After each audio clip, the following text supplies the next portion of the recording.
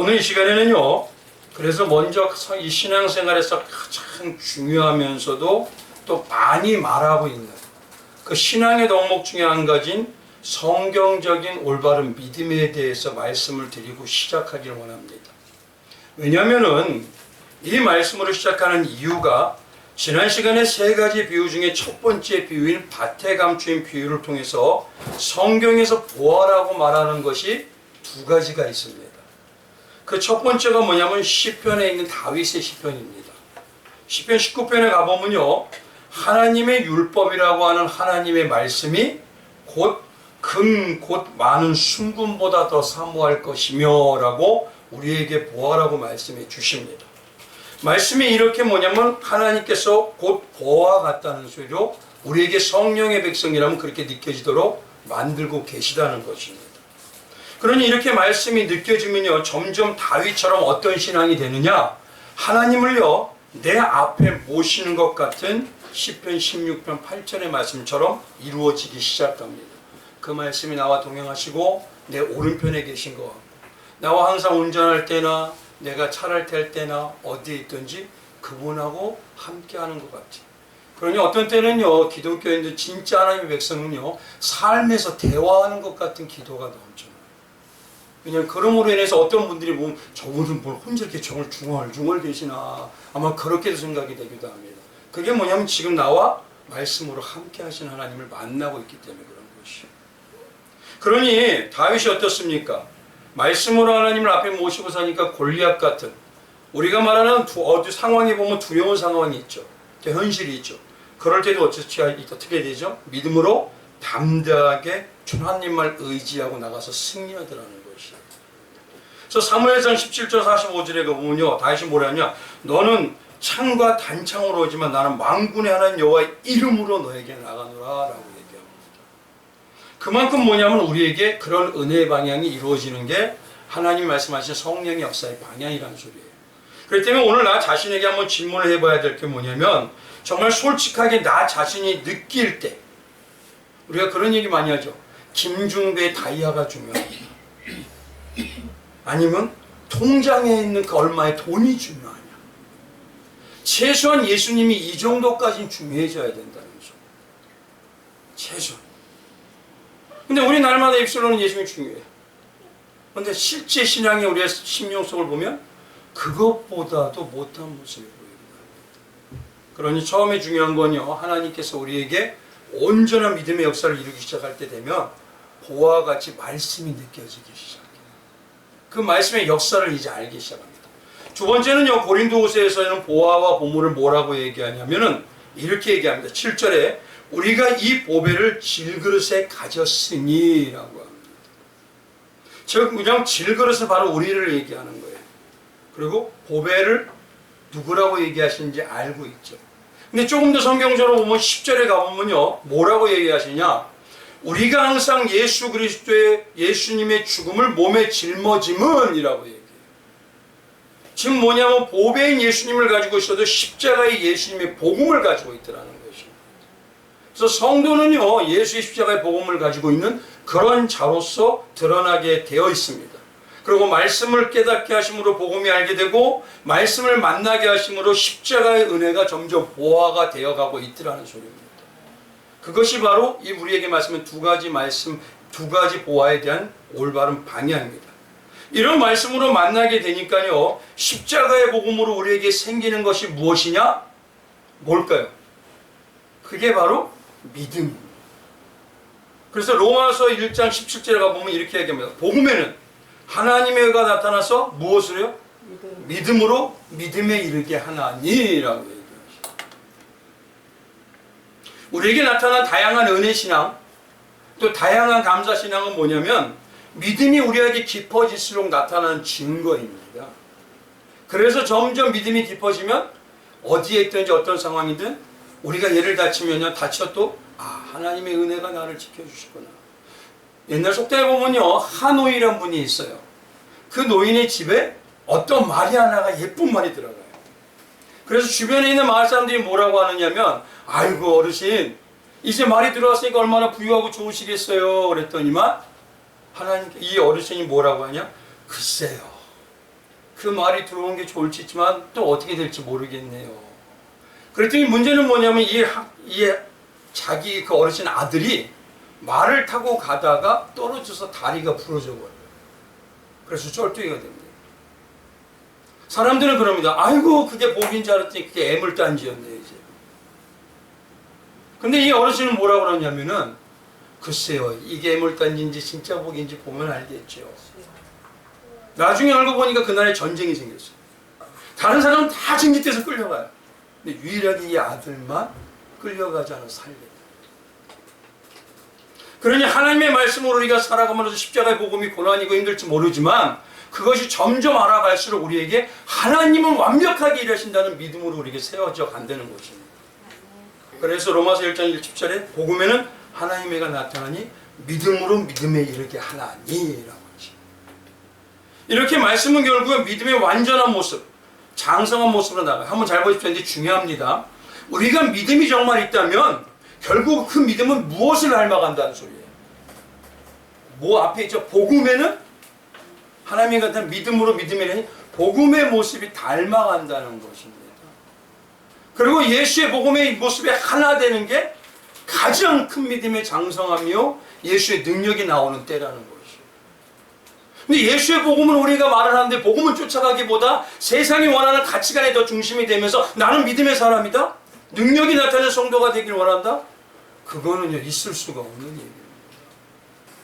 그래서 진짜 믿음은요 복음에 의해서 헌신, 복음에 온전히 따라가는 기쁨, 복음을 따라가는 봉사의 마음, 은혜를 가지고 가는 내가 먼저 움직이는 마음이 먼저 딸려가게 되어 있어요.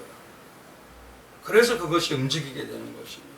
바로 뭐냐면 예수님의 복음의 삶의 하나된 모습으로 점점 닮아가니까 나에게 나타나는 향기가 뭐냐면 가족이나 지체나 이웃들에게 뭐라고 하니까 저분은 분명히 예수의 사람이야.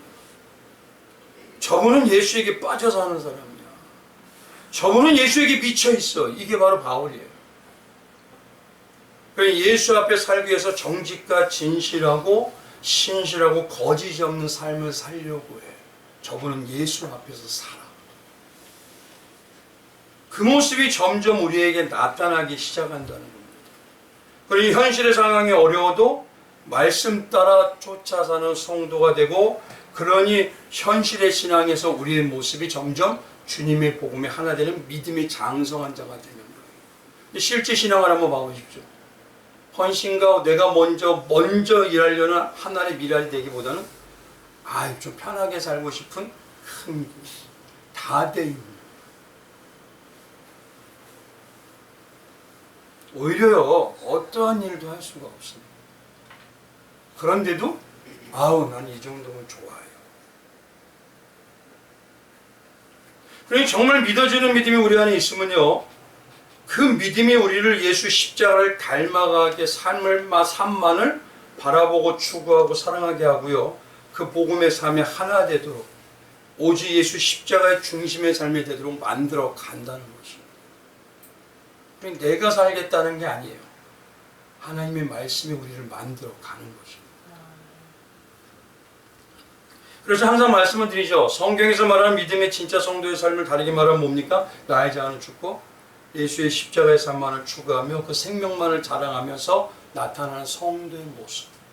이게 바로 우리가 나타내는 신앙의 모습이고 바울이 그렇게 목에 피를 토하면서까지 얘기했던 그 증거의 말씀인 것이죠. 결국 이런 견해는요 한번 봐보십시오. 오늘은 천국을 얘기하지만 앞에 있는 걸 겨자씨에서도 뭐가 가장 얘기하죠? 겨자씨 믿음을 얘기하잖아요.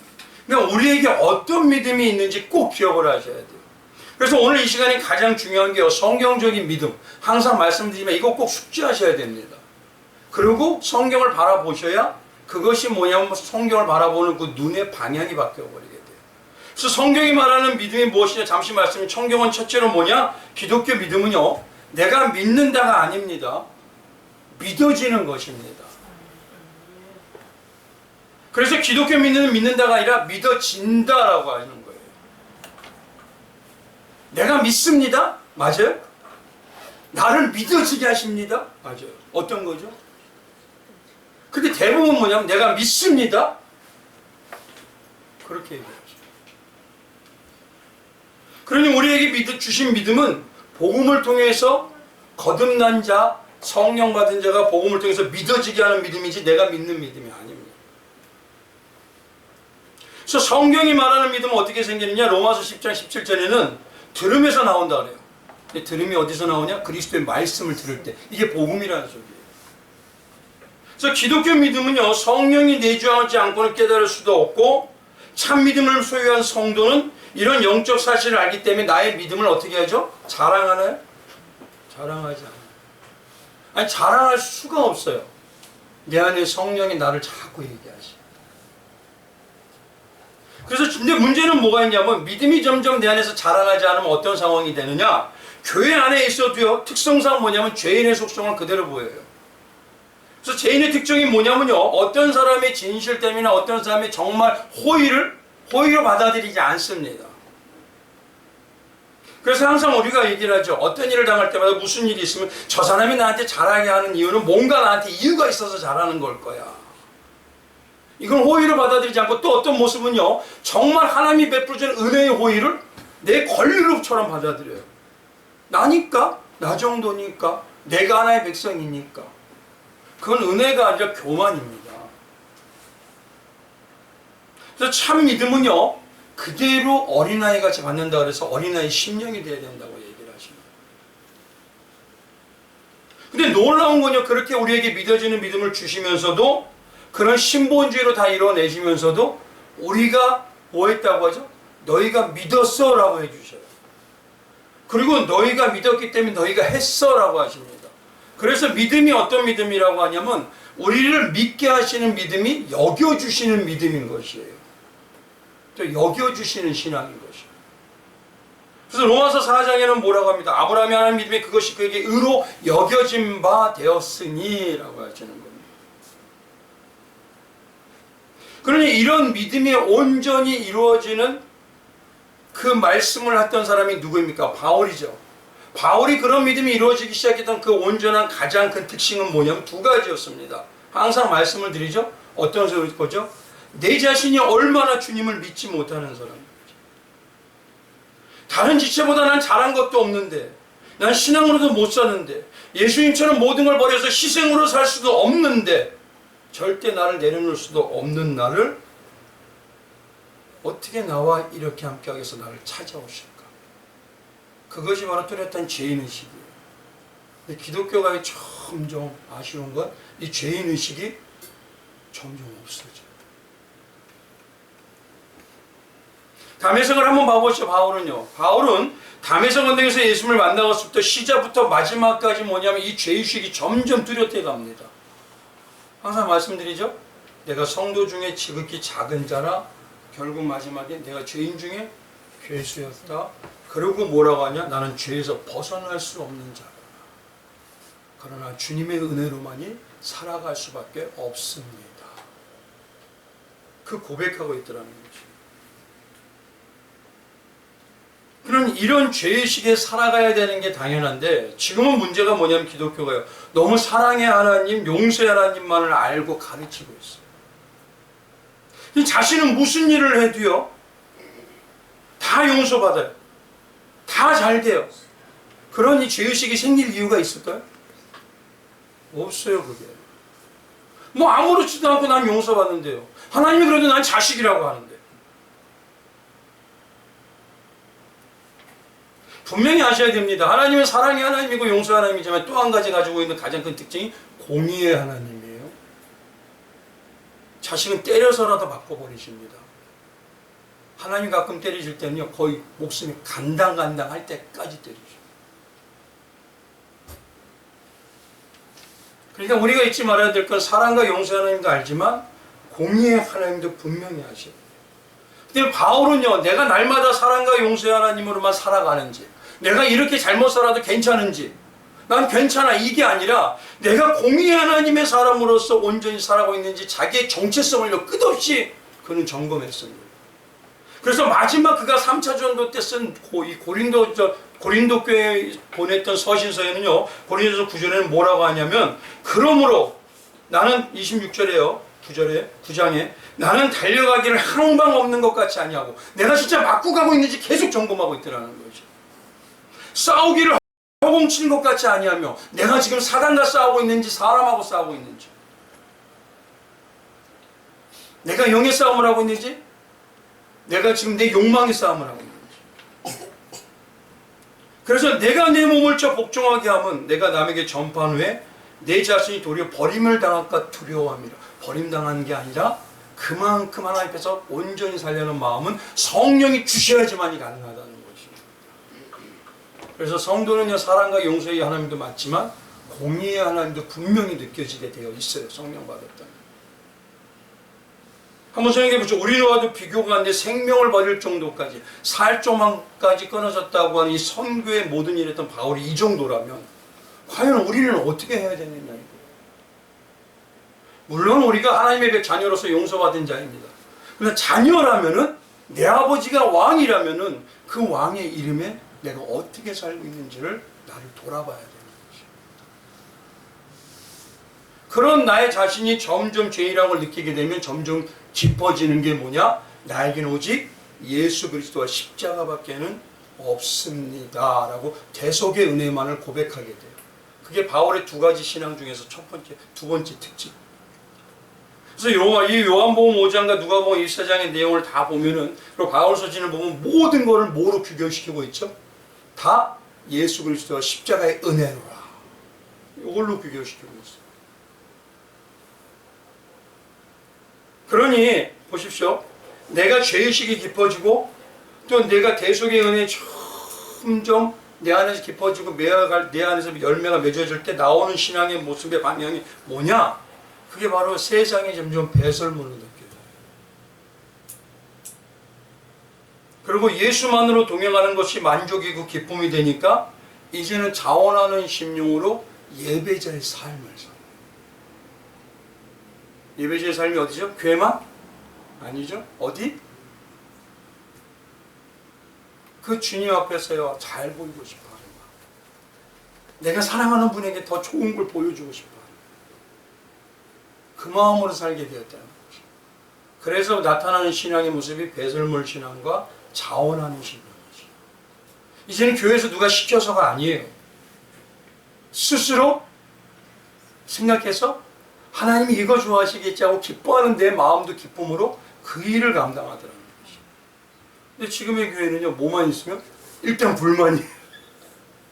뭐 얘기하면 기도해보고 할게요. 아니, 하나님이 기도해보면 하지 마라 그러시나요?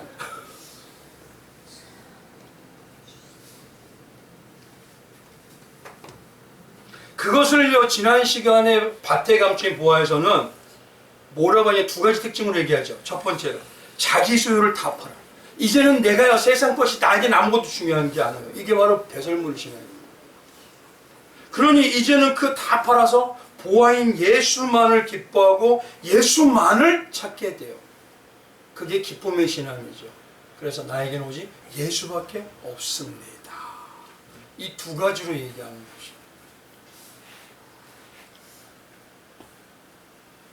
그래서 다른 사람은 발견하지 못했지만 나에게 이 보아로 보여지게 함으로요, 예수 그리스도를 닮아가심을 알게 하니까 점점 우리에게 나타나는 그 증거의 방향, 내가 지금 예수의 말씀으로 살아가고 예수의 말씀으로 복음의 삶을 살아간다는 그 증거로 내 삶에서 어떤 행함이 나오느냐.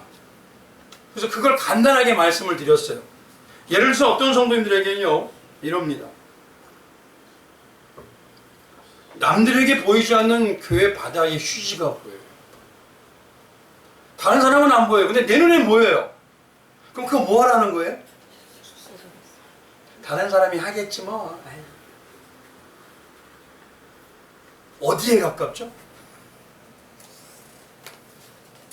식당이나 아니면 교회 부족함을 보면요, 거기에 대해 거룩한 부담이 자꾸 생겨요. 다른 사람은 안 생겨요. 누구만? 나만. 지체의 부족한 실수를 보면요, 나에게 자꾸 보여지게 해요. 근데 지체의 실수를 보여주게 하라고 그걸 가지고 에이 성도가 왜 저럴 수가 있어 이러라는 건가요? 아니죠. 뭐합니까? 그와 같은 한 마음으로 기도하고 은혜를 구하는, 그에게 베푸는 자가 되라는 거죠. 예전에 제가 부교육자 때 보니까 어떤 분 단상이 꽃꽂이에 정말 미쳐 살아요.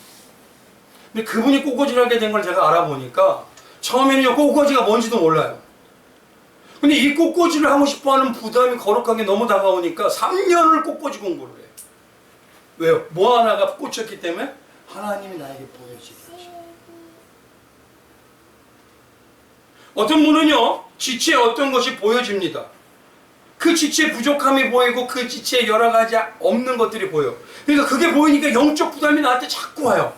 근데 그러니까 이분은 마트에 가든가 아니면 시장에 가면요, 자기 걸 사러 갔다가도 어떻게 돼요? 그 지체의 것을 나도 모르게 사요. 결국은 자기 거는 아무것도 못 사는 거예요. 어떤 거죠? 어떤 것이 보여지게 됩니까? 우리에게 보여지게 하신 이유는 뭐냐면요, 믿음의 일을 하고 계시는 겁니다. 믿음으로 행함의 상급을 쌓게 하여 주셔서 하나님의 계획의 뜻을, 나에게 향한 계획의 뜻을 이루어내시길 원하던가, 아니면 예수 그리스도가 하나 되면서 영의 사람의 능력을 갖추게 하기 위한 것이에요. 그런데 그걸 거부하는 분들이 적지가 않아요.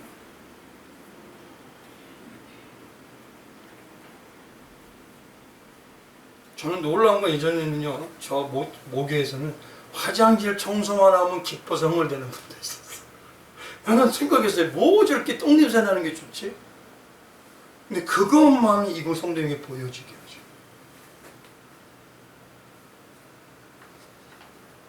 우리 성도들에게 각자에게 보여지게 하는 게 분명히 있어요. 내가 믿는 사람이라면, 예수의 믿음의 심장을 가진 사람이라면 어떤 행함이 있어야 됩니까? 행함이 없는 믿음은요, 살았다고 해도 죽은 겁니다. 아무리 내가 입술로 고백을 해요, 행함이 없다면 소용이 없어요. 그래서 가끔 저희 아이들한테, 저희 가족이나 누구한테 얘기할 때 감동 주시면 하면 돼요. 그걸 제발 거르지 마세요. 내가 하나님의 감동보다 더 뛰어납니까? 근데 왜 거르죠? 하나님 주시겠다고 하는데, 잘못하면 그게 어떤 상황이 되냐면요, 하나님의 성령의 일을 막아버리는 역할이 돼요. 성령이 해방하는 것 같습니다.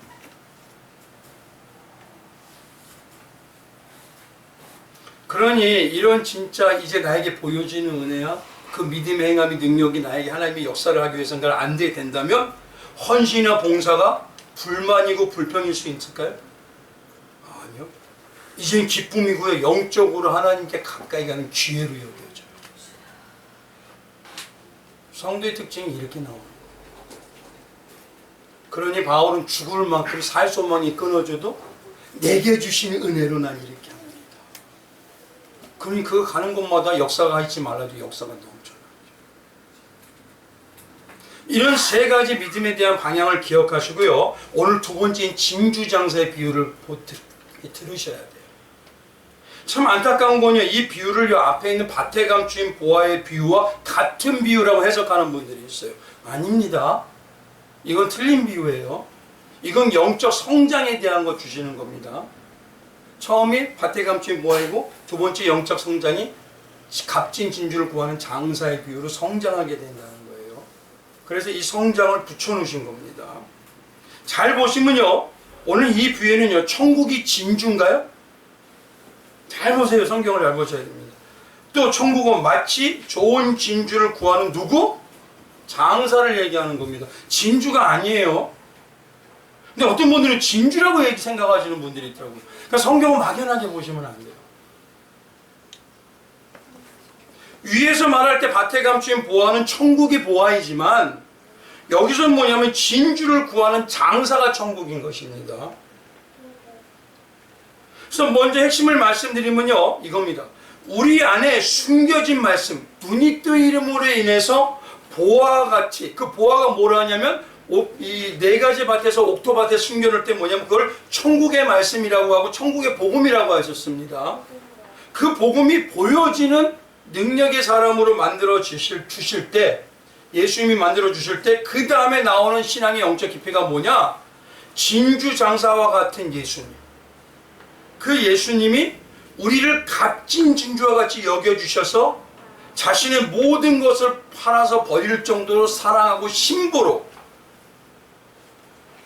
나에게 진짜 생명과 같은 신부로 사랑과 은혜에 여겨주시는 그 일을 하고 계신다는 것을 깨닫게 된다는 소리입니다. 쉽게 말할게요. 복음을 안다는 소리예요. 그리고 복음이 내 안에 채워진다는 소리입니다. 복음의 삶을 산다는 거죠.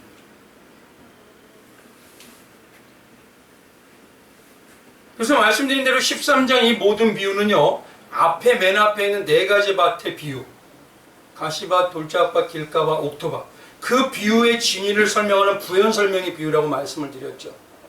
그래서 밭에 감추인 보화를 네 가지 밭의 비유로 연결하면 그 18절에서 19절에 뭐라 하면 농부가 밭에 계속 심는 거, 심겨지게 하는 것은 뭐냐면 말씀이에요. 근데 그 말씀을 천국 복음이라고 하고 천국 말씀이라고 합니다. 그것이 이제 보여지는 거예요. 내 안에 어떤 분이 계시는지 이제 알아가는 거예요. 내 안에 어떤 분이 어떤 일을 하셨는지 더욱더 깊어져가지고 그게 뭐냐, 내 삶처럼 돼가는 겁니다. 그래서 베드로전서 4장에 뭐라고 하냐면요, 6절 한번 가보시면 이렇습니다. 단 4장 6절 본문을 쭉 읽어보시면 되고, 6절에 가보면 이래요.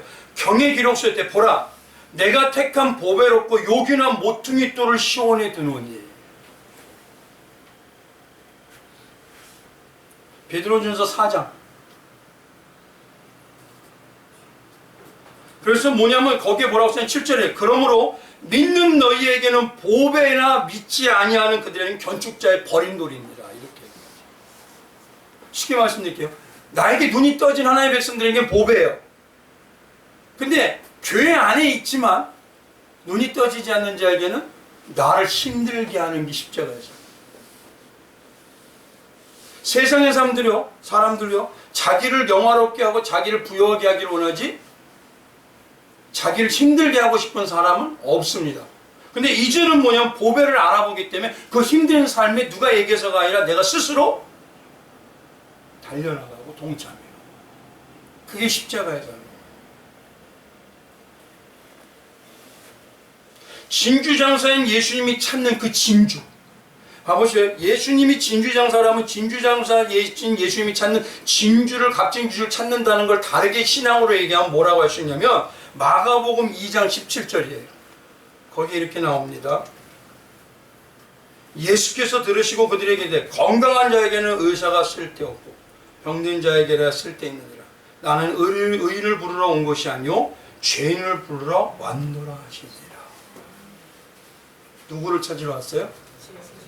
내가 진짜 죄인입니다는 그 고백한 성도. 나는 누구보다 잘하는 의인이에요? 이 성도 찾으러 왔죠. 맞잖아요. 교회 와보면 내가 누구보다 낫다 그러던데 항상. 그러면서 나는 진짜 대단한 신앙인으로 자기가 생각하고 있던데요. 아닙니다. 죄인으로 여겨지고 자기가 그렇게 만나고 있는 그 성도, 그 성도가 예수님이 찾아온 성도라는 겁니다. 결국 진주장사가 찾은 건 바로 뭐냐면 우리를 얘기하는 거고 우리를 진주로 여기는 거죠. 근데 어떤 존재래요? 진주도 쓸데없는 것으로? 나는 죄인이기 때문에 쓸데없는 자입니다 하는데 예수님은 뭐라 하냐? 너는 가장 귀한 진주야. 잘 보시면 이런 겁니다. 나는 주님 죄인입니다. 난 도저히 안 돼. 진짜 느끼는 자가 예수님이 지금 어떻게 바라본다고요? 너는 최고야 나의. 그러면 우리 성도님 어떠세요? 나는 의인입니다. 맞잖아요. 그렇게 여기는 건 지금 예수님이 어떻게 얘기해요? 귀하게 여기는 거로 내가 느낄 수가 없어요.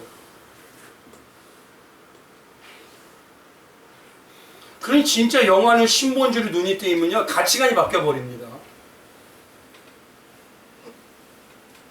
이게 바로 예수님의 시각이고 성령 받은 우리가 보여야 할 삶의 시각인 거죠.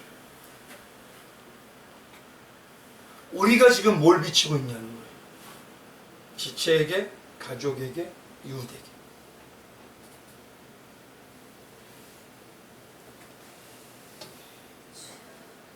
이 시대에 가장 많이 나온 게 뭐냐면 나는 괜찮은 죄인.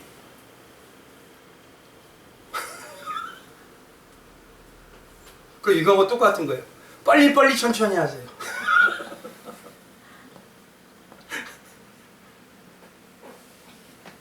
조금 나은 신앙. 아닙니다. 신앙이 신본주의라면 나는 영원히 하나님 앞에서 쓸 수 없는 죄인.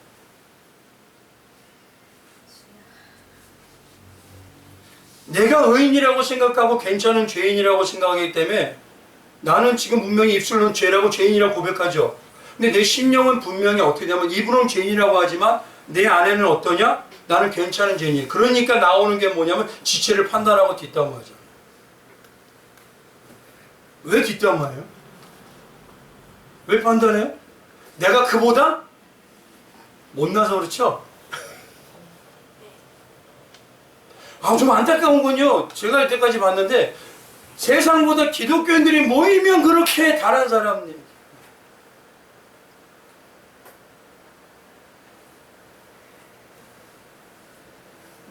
아니 내가 항상 나 자신이 못난 자로 보이는데 그게 얘기가 돼요. 그 얘기하면 그 사람 모습이 누구로 보여요? 내 안에서 성령이 너는 이놈아.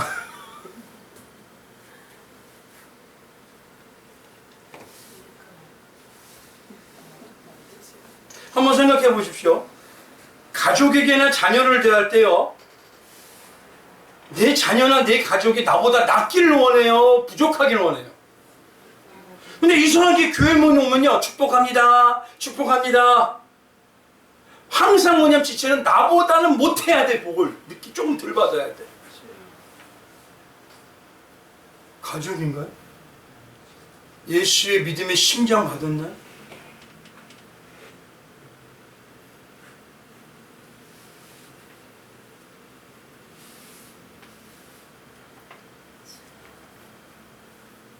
그러니 오늘 정확하게 먼저 하니까 내가 값진 지주를 여겨주는 그 신앙의 중심은 뭐냐? 하나님, 나는요 누구보다도 못해요. 어떻게 나 같은 자 써주세요. 이게 점점 깊어져요. 바울처럼. 이 모습이 하나님 예수님이 너는 나에게 가장 귀한 존재야. 그렇게 여겨주시고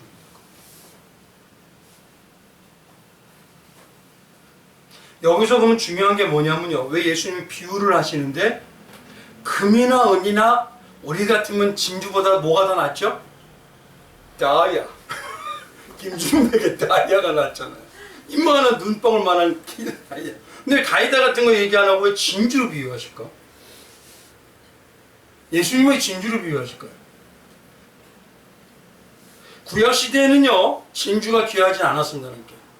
근데 신약 시대에 와서 진주가 보화와 같이 보물과 같이 귀해졌어요. 그래서 당시 상인들은요 해적들의 위험이 분명히 있다는 걸 알아요. 지금도 해적이 있죠. 근데 홍해를 건너서 페르시아만까지 심지어 인도까지 가서 진주를 구합니다. 목숨 걸고 구해요. 중요한 겁니다. 진주 구하기 위해서 뭐 한다? 목숨 걸고 구해요. 그래서 본문의 핵심이 가장 중요한 건 뭐냐면 진주 장사꾼은 더 좋은 진술을 얻기 위해서 어디든지 어떤 상황이 있는지 아무 상관없이 목숨을 걸고라도 뭐한다? 그 진주를 내 걸 다 팔 정도로 구하러 다닌다는 그분이 누구시다? 첫째? 예수님이고 그런 예수님의 마음을 받은 자가 누구다? 맞죠? 근데 지금 이 시대 편안함을 추구해요. 예배도 극장처럼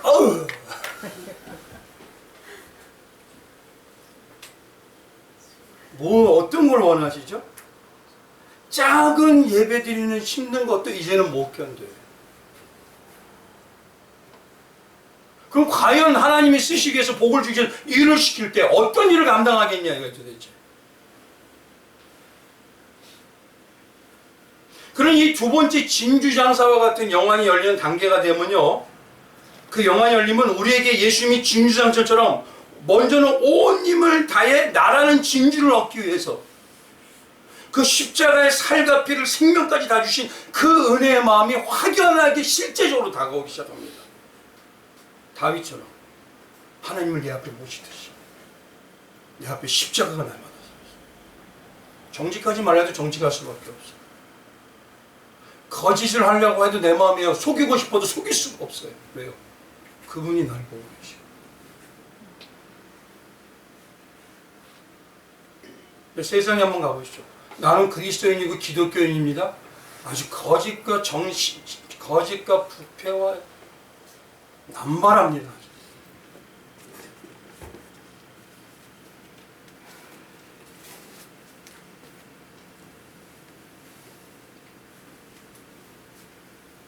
그래 한번 봐보시죠.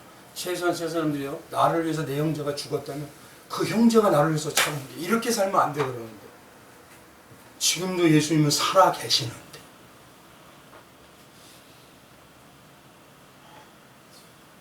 그러니 나를 귀하게 여겨서 자기께 모든 것을 팔아서 주실 정도로 생명까지 주신 그 예수님을 안다면 은혜가 점점 감사와 감격이 뜨거울까요? 순간에 뜨거웠다가 확 식어버릴까요?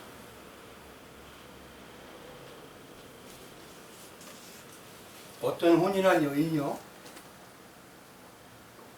신랑이 자기를 사랑하는데 연애할 때보다 더 자기를 사랑하는 걸 알아요.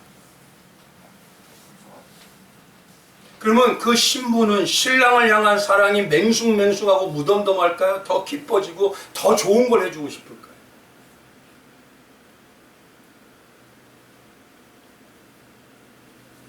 맹숭맹숭해지죠?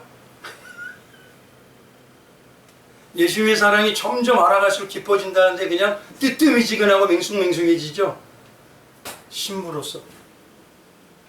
맞잖아요. 근데 우리는 오랜 신앙생활을 하면 할수록 말씀을 알아가면 깊어진다면 깊어질수록 예수님의 부활을 발견해서 나를 거듭나게 하셨다고 하고 하나님을 알고 천국을 주심도 영안을 열어서 안다고 하는데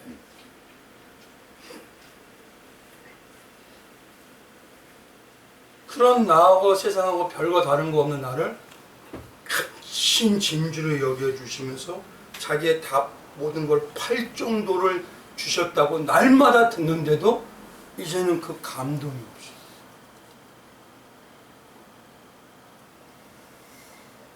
그것도 지금도 끝없이 얘기해 주시죠. 말씀으로 얘기하시잖아요. 사랑하는 자여 내가 너를 사랑하노라.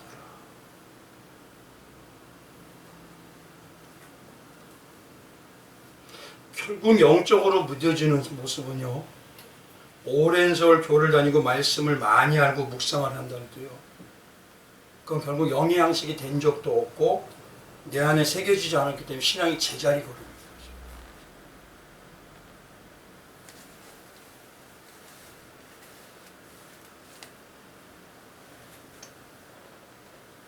근데 놀라운 건요. 진주가 진주장사를 찾아갔나요? 진주가 찾아갔죠. 진주장사가 끝없이 찾아오죠. 그것도 진주는 어떠냐면 나 그런 삶 싫어요. 나는 여전히 세상에서 내 뜻대로 하고 싶어요. 교회 안에서도 내가 주인공이 되고 싶어요. 예수님과 다른 원수처럼 살아갔다고 처음에도 그렇지만 믿는 다음에도 원수처럼 살아가게 되더라는 것이죠. 그런데도 주인은 진주장사의 진 예수님은 끝없이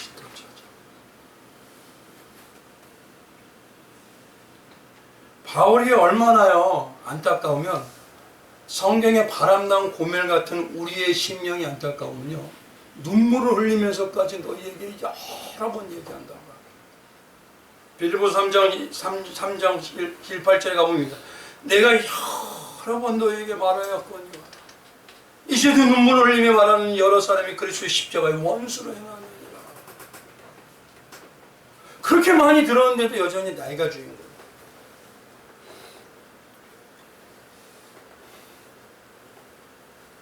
그러니 진주장사의 마음을 안다고 진주장사인 예수의 마음을 안다고 하면서도 여전히 말씀보다는요 내가 판단하고 내가 가지고 있는 견해가 맞아요.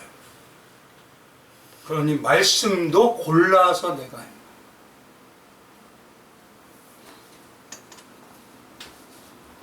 그 나를 돌아보세요. 내가 진주장사인 예수님의 마음과 같은지, 진주장사 예수님이 귀하게 여기는 것처럼 내가 정말 죄인의식이 뚜렷한지, 아니면 내 안에 잘못된 의인의식인 괜찮은 죄인이라는 그 생각의 쓴뿌리가 스물스물 올라오고 있지는 않은지, 이거 찾으셔야 돼요. 여기서 가장 중요한 게 뭐냐면, 진주장사에 뭐가 있을까요? 진주장사의 가장 특징이 뭐냐면 결단력하고 행동력입니다. 그러면 우리는 이 진주장사가 주님이라고 얘기했으니까 주님의 결단력과 행동력을 받은 자들이에요? 아니면 안 받은 자들이에요? 받은 자들이잖아요.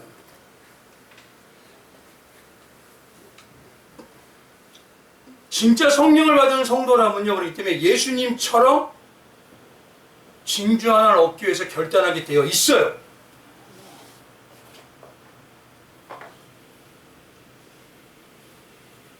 근데 기도해보고 말씀드리겠습니다. 예수님의 믿음의 마음을, 심장을 가진 성도는요, 하지 말라고 해도 영혼을 향한 뜨거운 마음이 생기고, 지체를 향해서 보여지지 않는다고 해도 거부해도 보여지게 됩니다. 그러니 정말 예수님의 진주장사 같은 마음이 생긴다면 결단하지 말라도 할 수밖에 없고 행동하지 말라도 행동하게 되어 있어요.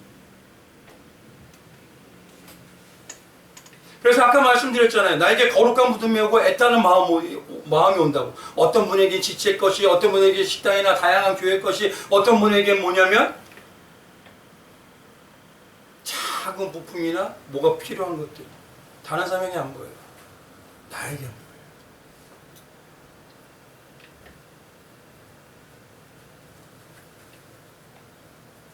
그런 게 보이기 시작하면 그냥 멈추는 게 아닙니다. 감동 주면 하면 돼요. 솔직히 한번 여쭤보겠습니다. 솔직히 손들지 마시고 가슴으로. 내가 하나님 감동이 주시는데도 그거를 항상 내가 뒤로 물러가고 있어요? 아니면 그대로 해요?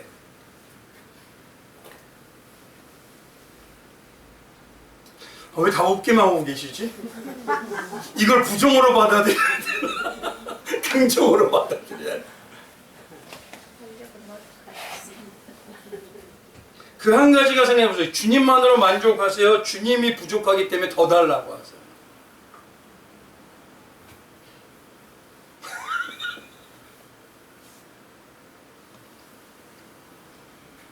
진주장사는 누구만을 원해요? 진주! 그러면 진주인 우리는 누구만 원해야 돼요? 그런데 진주장사를 원하는 게 아니라 더 주세요. 부족해요, 나는.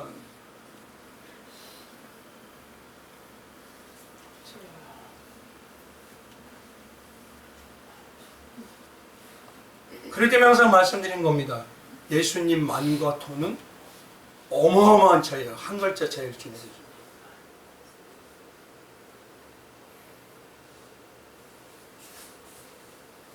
항상 말씀드려, 보화를 발견하는 사람 중에서 자기 소유를 다 팔았다는 걸 다르게 얘기하면 누구를 팔은 거예요? 나 자신이 팔아버린 거예요. 나 자신. 내 소유는 그건 내 거니까. 그렇죠? 어떤 사람은 그렇죠. 재산이 없어지면 내가 죽은 거로 여겨요. 어떤 사람은 그렇죠. 자녀가 없어지면,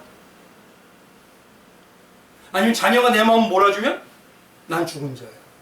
그것과 마찬가지로 내 소유를 팔았다는 건 뭐냐면 내 자신을 팔아버렸다는 거예요. 그건 뭐냐면 내 자신이 죽었다는 소리입니다. 그게. 다 자기 소유를 팔아서 뭘 사요? 보화를 사잖아요. 근데 진주장사인 예수님은 어떻게 하세요? 다 자기 걸 팔아서 뭘 사요? 진주. 그러면 다 진주장사인 자기 걸 팔아서 사신 예수님을 닮은 자라면 보화를 받다면 자기 걸 팔게 되어 있어요? 안 팔게 되어 있어요?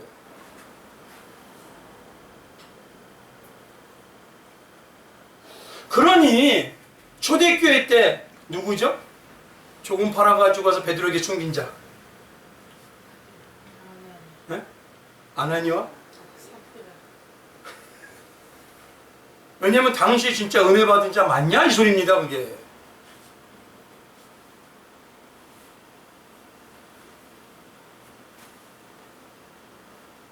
우리가 한 가지 잘못 오해하지 말아야 될 건 이겁니다. 잘 보세요. 배설물 신앙이라고 하니까 배설물은 뭐냐면 똥이에요. 똥을 다 버리라고 해서 똥을 갖고 싶으십니까? 만지고 싶진 않죠. 근데 가장 똥이 누군지 아십니까? 할렐루야. 나예요.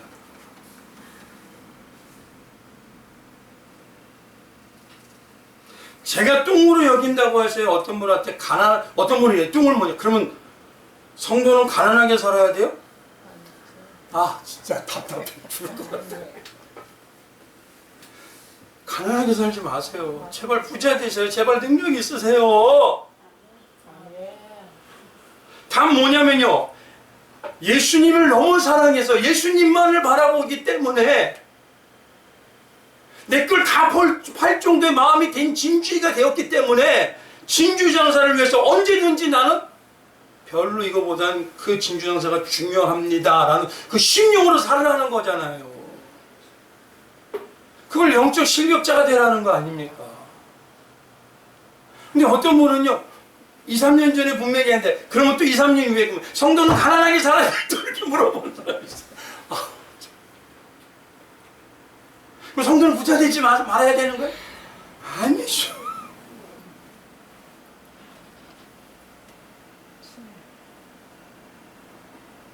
우리가 정말 예수님이 진주장사인 예수님이 너무 귀해서 가장 예수님이 귀하게 여기는 심령이 나는 죄인이고 진주장사밖에 없습니다 하는 그 마음으로 살아가느냐는 거죠.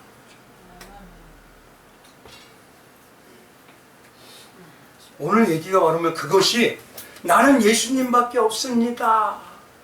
나 같은 자는 어떻게 이렇게 사랑하세요 하는 그 마음의 감격과 감사 그리고 은혜의 모습이요 풍기게 되어 있어요. 성도는. 그러니 이런 은혜로 사는 사람이요 겉으로 바라볼 때 지나가면요 그분하고 딱 대화해도 기분이 좋을까요 안 좋을까요? 근데 이상하게요 교회 성도님이라고 하는데 아주 딱딱하고요 아주 바늘 끝 같아요. 어떤 분들은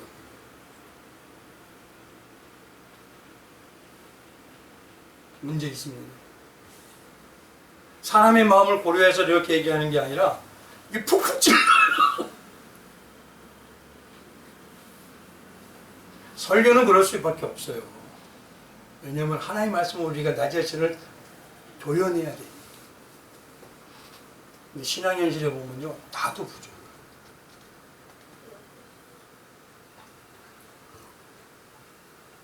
이제 마지막으로 우리가 한 가지 봐야 될 게 뭐냐면요 그럼 왜 우리를 진주로 여기느냐. 다른 것도 많은데 진주가 생성되는 특징을 보시면 알아요. 진주가 생성되는 특징을 보면요 그림 한번 오해해 주시고요. 이물질인 모래가 알이 들어가면요 진주는 그것을 감싸고 보호하고 겹겹으로 쌓습니다. 근데 이런 과정이 진주에게는 어떠냐면 그 조개에게는 어떠냐? 어마어마한 고통이에요. 어마어마한 고난입니다. 아픔이고 시련입니다. 근데 그 모든 과정을 잘 넘어가고 쌓아지면 그것이 하나 그 아픔을 이겨나가면 가장 영롱한 최고의 값어치가 돼요. 성경에는 그래서 진주를 천국과 같이 귀하고 가장 소중한 가치로 상징합니다. 그렇게 성도는 뭐냐면 시련과 고난을 잘 이겨내게 하셔서 영롱한 진주로 만들겠다는 것이 이 안에 다 포함이 되어 있어요. 그래서 요한계시록 21장에 가보면요 다 이긴 성도, 계시록은 완성한 성도잖아요. 그 모든 이긴 성도에게는 시련과 고난과 아픔과 슬픔이 다시는 없다 그래요. 그리고 21장에 가보면요 거룩한 동료시 도성인 예루살렘에게 성문이 12문이 있는데 그 문을 뭐라면 진주문이라고 해요. 근데 그 진주 뒤에 여러 개가 있는 게 아닙니다. 하나의 진주문이라고 얘기해요. 얼마나 크면 얼마나 그 시련을 잘 이겨냈습니까? 하나님이 가장 귀하게 하는 문을 지키는 자. 그래서 가만히 봐보세요. 21장 21절에 보면 그 12문은 12진주니 각 문마다 한 개의 진주로 되어 있고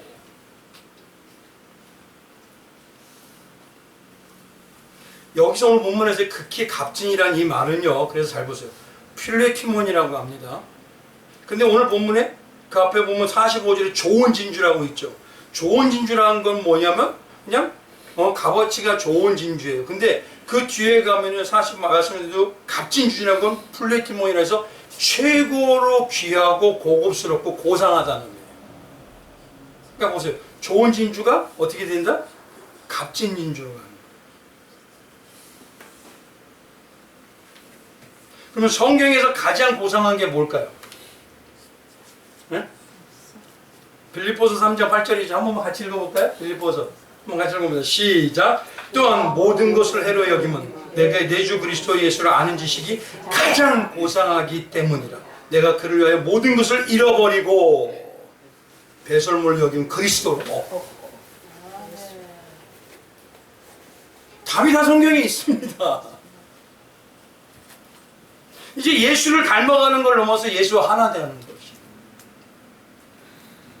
하나님의 말씀으로 그렇기 때문에 성도는요, 하나님의 말씀으로 사는 것이 진주 안에 이물질이 들어온 것처럼 힘이 들고 어려울 수 있어요. 고난일 수 있고 괴로워요. 근데 세상은요, 그러고 망하는 거 끝나지만 성도는 그 과정이 무슨 과정이냐? 나를 영롱한 값진 진주로 만드는 과정. 그래서 성경이 뭐라고 하죠? 고난이 나에게? 근데 고난이 힘들다고 생각하세요? 축복이라고 생각하세요? 솔직히. 그러니까 축복으로 생각하려면 아까 말씀드린 믿음은 어릴 때 뭐부터 시작된다? 말씀으로 시작되잖아요. 말씀으로 또 들어가야 되는 거예요. 근데 고난만 나지 뭐 어쩌을까 이러고 그냥 에이 이러고만 있고 말씀으로 안 들어가요. 그러니까 그게 축복으로 느껴지겠습니까? 그런데 진짜 진주 같은 성도는요, 바울처럼 자기의 자아를 내려놓고 나를 죽이는 십자가만을 높이는 거예요. 그리고 생명만으로 그 삶에 동참하고 동행하는 성도. 근데 이런 싸움을 어떻게 해야 된다? 잠깐만 하면 되죠? 잠깐만 믿음으로 살면 된다고 하던데요. 바울은 뭐라고 하냐면 디모데후서 4장에요. 선한 싸움 다 싸우고 달려갔길 다 가. 근데 믿음으로 우리가 싸워야 될 선한 싸움이 어떤 싸움이냐? 바울은 디모데전서 6장 12절에 이렇게 얘기해요. 무슨 싸움? 믿음을. 복음 믿으세요? 그럼 내가 고르세요. 하나님을 위해서 수고하는 걸 나에게 눈이 열리게 했다는 그건 나에게만 보여주시게 하신 상급 주시게 한 거다 하라고 믿음의 싸움을 싸우세요? 아니면 내가 고르세요? 고르는 거는요 이미 싸움을 안 하겠다는 겁니다. 그건